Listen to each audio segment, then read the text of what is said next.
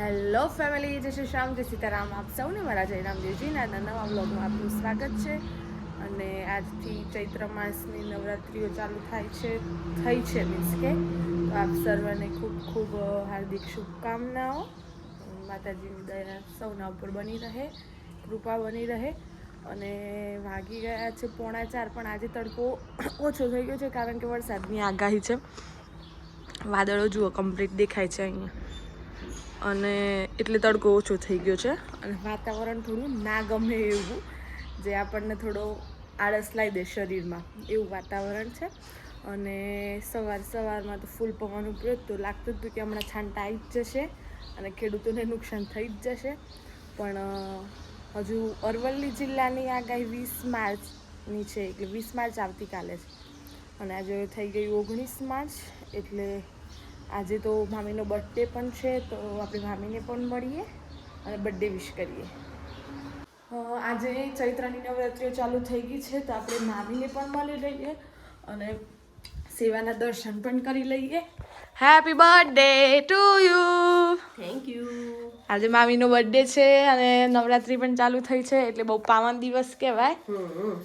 ગ્રિયા તોરણ બનાવી છે, હા, પણ કયો ભર આવવાની જગ્યા નથી.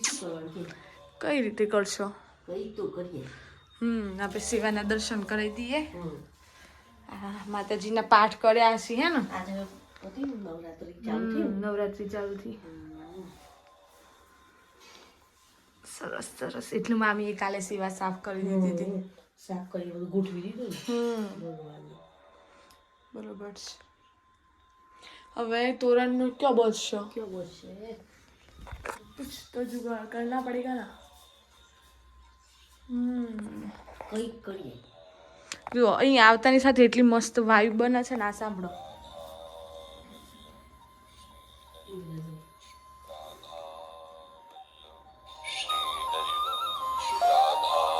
રાધા. અને ત્યાં જો આમાં તો ના સંભળાઈ શકું, મારો પેલું કોપીરાઇટ આવે એટલે, પણ અલગ જ વાઇબ. અંદર આવવાનું સ્મેલ પણ એટલી બધી. શું કહેવાય, ધૂપની અને આવીએ ને એટલે ભગવાનના હું જોવાનું એ થાય એવી. એક કાને આ સાંભળવાનું. એવું છે. મામી, આજે કયો બર્થડે આવ્યો તમારો? લગભગ છે 51 લો, 51. આ ઉંમર તો કયો જાય છે, પોણીને જેમ. પોણી જે રીતે જાય એવી રીતે જાય છે. એવું છે. જાનુબેન આવે એટલે મળીએ જાનુબેનને. અત્યાર સુધી તો એક માટલું હતું, બે ગોઠવાઈ ગયો. કેમ મમ્મી એવું? નવરાત્રી ચાલુ થઈ ને, મોવાનો લગી પેલી બાજુ વાળું મોવાનું. આ બસ અમારું અમારે એવું બધું પાડવું પડે હે નવરાત્રીમાં. નીચે ઊંઘતા છે, ખુરશી ઉપર બેસવાનું, એટલે મામાને એ પાણી કામ ના આવે, એટલે અલગ પાણી પીવાનું. સાચી વાત છે. જોડ કમ્પ્લીટ લાગે છે. જોડ કમ્પ્લીટ લાગે છે. એક મોટું ને એક નાનું. ડિઝાઇન થોડી મેચ થાય છે આ બાજુ છે ને. સાચી વાત છે. દાદાને કંઈક વાત કરવી છે, આપણે જતા આવીએ. કારણ કે દાદાનું કહેવું એવું છે કે ટાઈમ જ નથી વાત કરવાનો. તો નવરાત્રી પણ ચાલુ થઈ છે, તો આપણે દાદા જોડે વાત કરીએ. આજે નવરાત્રીનો પહેલો દિવસ, એટલે વાડી પૂજા કરાવી. વહેલા 3:30-4 વાગે ઉઠ્યો. ઉઠીને પૂજા તૈયાર કરીને આ વખતની મામાનો મોટા મામાનો વાડો હતો, ઉપવાસ એ જ કરું છું. પૂજા એ કરું. આજકાલ કરતા આપણે જૂના ઘેર હતા ને, ત્યારથી અહીંયા આવતા કેટલો વર્ષ થયો? લગભગ 35-40 વર્ષ, 42 વર્ષ થયો. ભગવાને એટલે માતાજી આ નિયમ ચાલુ જ રખાવે. બંને નવરાત્રીઓ, ચૈત્રની અને આસોની, આ બંને નવરાત્રીનો ઉપાસના ચાલુ હોય, ઉપવાસ હોય. આવું તો બે ભાઈ વારાફરતી કરે છે, બે મામા. હાર્દિક મામા કરે છે આસો મહિનાની, ચૈત્રની રમેશ મામા. પહેલાં બંને જ કરતો. દાદા એકલા જ કરતા. શરૂઆતમાં નોકરી કરતો હતો, ત્યારથી કાયમ માટે લગભગ 20-25 વર્ષ તો કર્યું હશે. પછી છેલ્લા 15 વર્ષથી આ 17 વર્ષથી બે બંને વારાફરતી કરે છે. પણ માતાજીની ઉપાસના ચાલુ જ રહેશે આપણે બે નવરાત્રિની. અને આવતીકાલે આપણે આબુ રોડ ઉપર જે છે ને માતાજી, આપણા અત્યારની માતા અર્બુદા માતા, એમનો આજથી ત્યાં સળંગ નવરાત્રિ ચાલુ થાય 9 દિવસની એનો અહેવાલ આજે બનાવું છું બેઠા. હા બનાવો. એટલે આવતીકાલે આવશે સરસ રીતે આખું બધું ઇતિહાસ આવશે અને તેના ફોટા મંગાવી લીધા છે. એટલી બધી પબ્લિક આવે છે આખા ઉત્તર ગુજરાતમાંથી, ચૌધરી સમાજ, અર્બુદા માતા, આપણા કુળદેવી ખરા ને, એટલે ખૂબ આવે છે આબર બુદ્ધને. એટલી ઊંચાઈ પર બાળકો બધા ખૂબ મોટી સંખ્યામાં દર્શન જાય છે. અને આઠમના દિવસે ત્યાં હવન થાય, યજ્ઞ થાય અને ધૂમે પૂર્ણાવતી થાય. આવો વર્ષોથી ત્યાં ચાલે છે અને આખો ઇતિહાસ અંદર આવશે એની અંદર. દર વર્ષે આપણે આ સમય લખીએ છીએ શરૂઆતમાં અને છેલ્લે નવરાત્રિ પછી. એટલે આજકાલ શક્તિની ઉપાસનાનું આ પર્વ ચાલે છે, નવરાત્રિ ઉત્સવ ચાલે છે.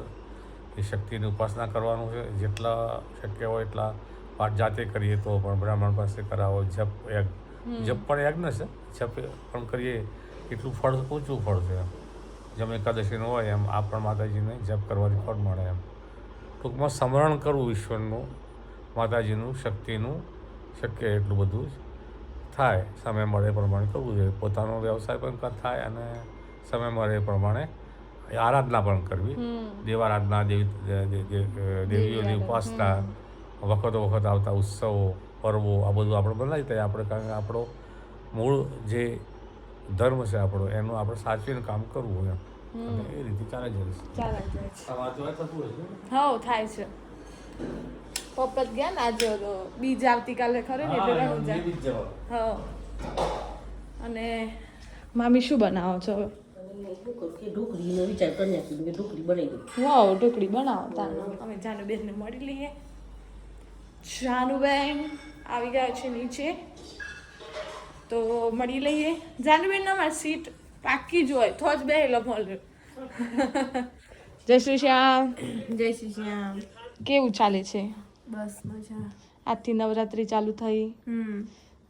માતાજીની ઉપાસના કરવાની, આરાધના કરવાની. હવે જાનુબેન વધારે પડતા કયા કહેવાય? સ્પિરિચ્યુઅલ હે ને? ભગવાનમાં વધારે એમનો ઇન્ટરેસ્ટ છે એટલું. બરોબર છે. હવે અમારે બંને બદ્રીનાથ જવાનું છે, ભગવાન લઈ જાય એટલું. હા સાચી વાત. સાચી વાત છે ને? સારું સારું, વાંચો. ડિસ્ટર્બ કરે ના. તો જાનુ ત્યાં વાંચે છે અને મામી હવે દાળ ઢોકળી બનાવે છે. પણ લાગી ગઈ છે તરસ, કારણ કે બોલવું વધારે પડે છે આજકાલ. પહેલાં પાણી પી લઈએ અને પછી આગળ વાત કરીએ. એટલામાં તો ગેસ ઉપર મૂકી દીધી. શું છે આ? આપણે ચણાના લોટની સુખડી. ચણાના લોટની સુખડી. તું ટેસ્ટ કરતી કેવી લાગે છે? કરી જોઈએ. હા. મોહનથાળ. કેવી લાગે છે? જોરદાર. મોહનથાળ જ લાગે.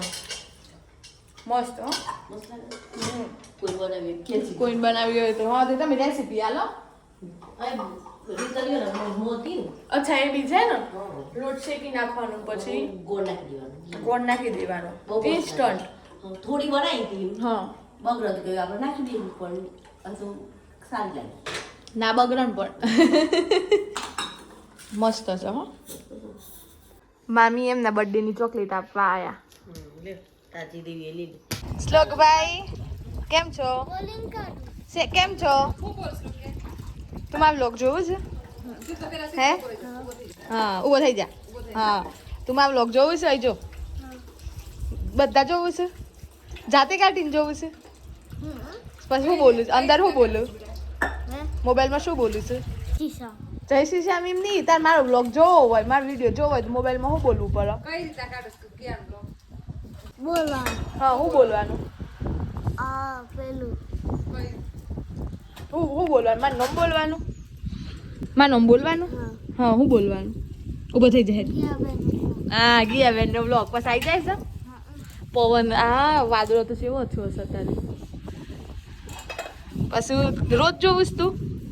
હે? જો એ ઉડી જ્યો, શ્લોક ઉડી જ્યો. રોજ જોઉં તું? ન બોલવું, આમ વધારે બોલવાનું. મોબાઈલ આવે ને ન બોલવું. એ વાવાઝોડામાં બધા શું હતા કે છે? ઓ જોરદાર પવન ઉપડ્યો છે. અંબાલાલની આગાહી છે. બે દિવસ આવું રહેવાનું છે. સમાચાર આપું છું. એ કોની આગાહી છે? હે વાતાવરણમાં પલટો, જોરદાર પવન ચાલુ ને શું કહેવાય વાદળો એવા આવી ગયા છે ના. કેવું વાતાવરણ થઈ ગયું છે. અંબાલાલભાઈ આગાહી કરી હતી ખરી ને એટલું અંબાલાલભાઈ સાચી પડે. સાચી પરસ. બા જય શ્રી કૃષ્ણ. બેઠો છો?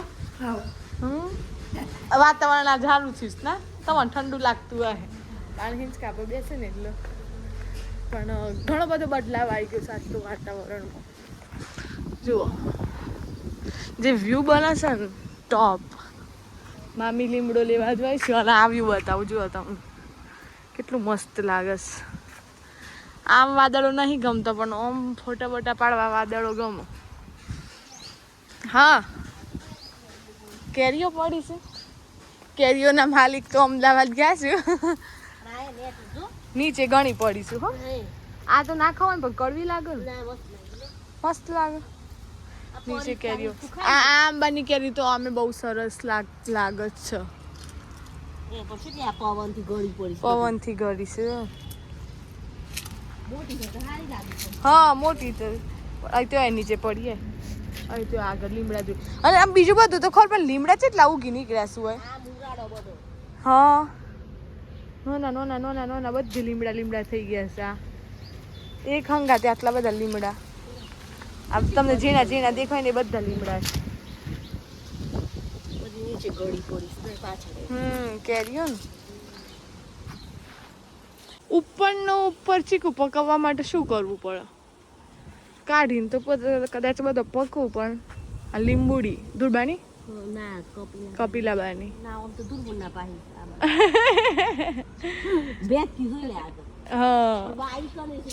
એ ખબર નહીં. આ નો જુઓ ચીકુ કાંટામાં થવા ગયા. લીમડો લેતા ચલો લીમડો લઈ લઈએ. દિવસ લેવા આવ્યા એ જ રહી ગઈ સરસ સરસ ગલગોટાસ. લીમડા તો નીચે નાના નાના નાના ઘણા થઈ ગયા. આ કૂણો કૂણો એ આ બાજુ રહ્યો. હા કોની વાત કર.